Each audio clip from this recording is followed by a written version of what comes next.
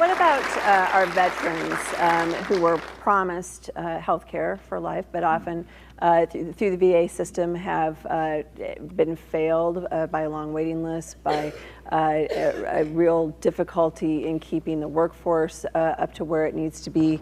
What do you do about the VA?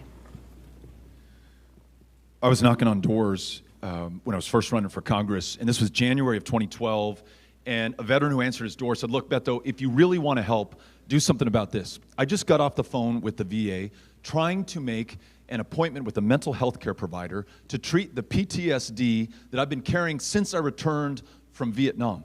And the VA told me to call back next year. They had no more open mental health care appointments for calendar year 2012. I thought the guy was pulling my leg, trying to make a point.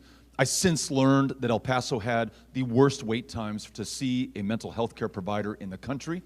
Care delayed became care denied, was connected to the fact that we're losing veterans at a rate of around 20 to 22 a day, every single day in this country. So in El Paso, we turned the El Paso VA around by ensuring that we hired more mental health care providers.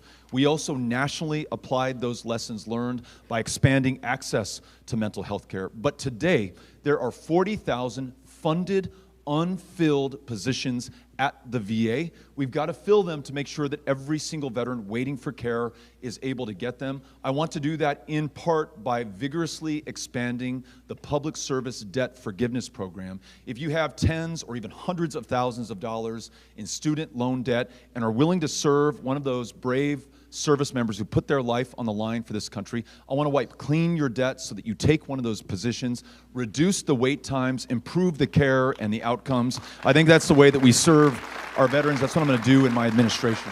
Okay.